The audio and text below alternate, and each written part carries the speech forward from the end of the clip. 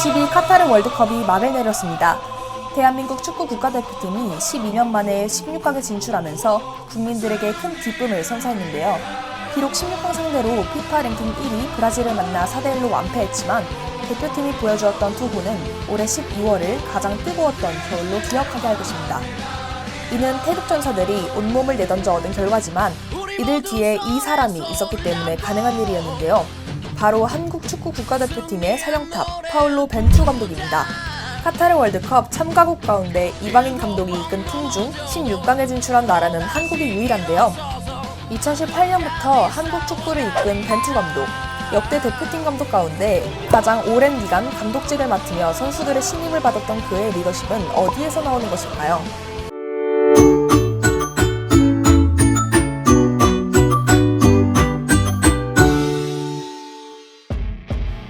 4년 전 벤투 감독은 부임 이후 첫 기자회견에서 이렇게 말했습니다. 한국 축구만의 정체성을 확립하겠다. 이는 장기 프로젝트가 될 것이며 단기간의 성과에 집착하지 않을 것이다. 그렇게 벤투 감독이 한국에 들고 온 전술이 빌드업 축구였습니다. 후방 빌드업과 전방의 압박, 빠른 공수 전개로 볼 점유율을 높이는 전술인데요. 이번 월드컵에서 대표팀의 뛰어난 경기력의 비결이기도 합니다. 그렇지만 사실 지난 4년간 그의 빌드업 축구는 숱한 비판을 받았습니다. 빌드업 도중 종종 볼을 뺏기고 선수들끼리의 합이 맞지 않아 실점 위기가 잦다는 의견이 거셌고 이러한 여론은 매년 A매치가 끝나면 극이다라곤 했죠. 그럼에도 벤투 감독은 항상 말했습니다. 우리의 스타일을 바꿀 계획은 없다고 말입니다. 사람들의 반발에 한 번쯤은 흔들릴 법도 한데 그는 어떻게 자신의 의견을 관철할 수 있었을까요? 하버드대 로버트 캐건 교수와 리사 라히에 따르면 리더는 변화에 저항하는 팔로워를 어떻게 이끌지 고민하는 것도 좋지만 동시에 리더 본인이 자신도 모르게 변화를 거부하는 숨겨진 이유를 알아채고 자신을 경계해야 한다고 말합니다.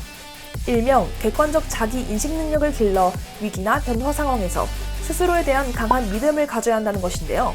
마찬가지로 벤투 감독은 빌드업 축구를 비판하는 사람들을 설득하려고 하지 않았습니다. 월드컵에서 결과로 보여주겠다는 식으로 구태여 부연 설명하지도 않았죠. 그저 자신의 신념을 흔드는 내면적 요인이 무엇일까 인식하려 노력했고 빌드업 축구를 지속해야만 하는 이유 자체에 객관적으로 접근했습니다. 그렇게 객관적인 자기 인식을 한 결과 현재 스타일을 포기할 이유가 없다고 판단한 것이죠. 벤투 감독은 기존 한국 축구에서 무엇을 버려야 하는지 또 어떠한 방향으로 나아가야 하는지 명확하게 인지하고 있었고 상대팀에 맞춰 일회성 전략을 세우던 과거에서 벗어나 능동적으로 플레이하는 방향으로 변화해야 한다는 확실한 신념이 있었습니다. 이번 카타르 월드컵에서 대한민국 국민 모두를 울린 경기가 있죠. 바로 H조 3차전 한국 포르투갈전입니다. 경기 종료 직전 황희찬의 역전골이 터지면서 대한민국이 16강에 진출하게 된 영화 같은 명승부였는데요. 그러나 사실 3차전을 앞두고 대표팀 상황이 그리 좋지 않았었죠. 주 선수들이 부상을 입고 게다가 가나전 직후 벤투 감독이 주심에게 항의하다 레드카드를 받고 포르투갈전을 지휘할 수 없게 되었습니다. 이때 벤투 감독의 빈자리를 채운 인물이 바로 세르지오 코스타 수석 코치였습니다. 그는 후반전에 황희찬을 교체 투입하여 역전골을 터뜨릴 수 있도록 이끌었습니다. 그런데 코스타 수석 코치의 황희찬 투입이 벤투 감독과 사전에 상의되지 않은 그의 단독 판단이었다는 사실을 알고 계셨나요? 코스타 수석 코치가 내린 한순간의 판단이 경기의 판도를 뒤집었는데요. 그가 이렇게 대담한 결정을 내릴 수 있었던 이유를 알기 위해선 2018년 벤투 감독이 한국에 처음 들어오던 시절로 거슬러 올라가야 합니다. 4년 전 벤투 감독이 한국에 처음 들어오던 당시 그는 코칭 스태프를 대거 이끌고 왔습니다.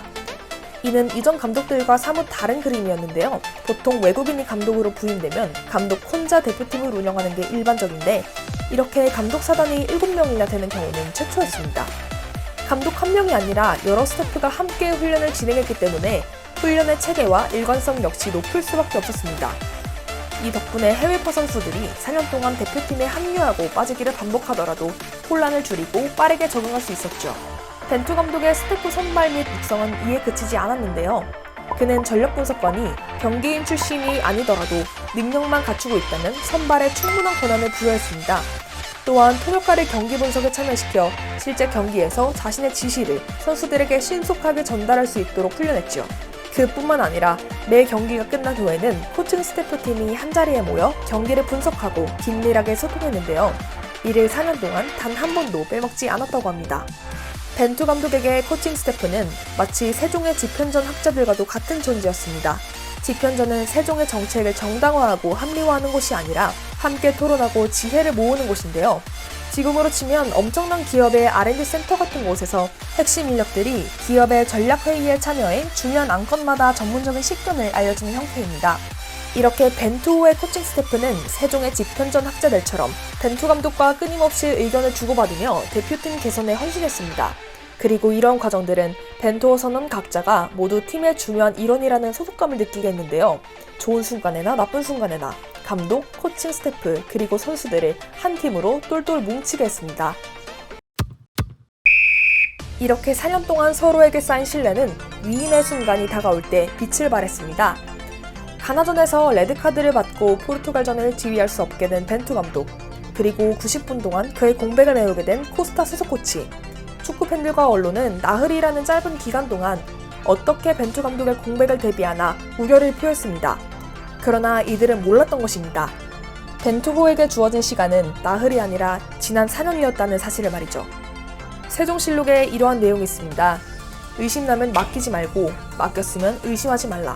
세종의 정치적 이념이자 삼성의 고 이병철 회장의 HR 원칙인데요. 이는 벤투 감독의 신념과도 동일합니다. 그는 대표팀 코칭 스태프와 선수들에게 다음과 같이 말했다고 합니다. 나는 예전부터 너희를 믿었고 지금도 믿고 앞으로도 믿는다.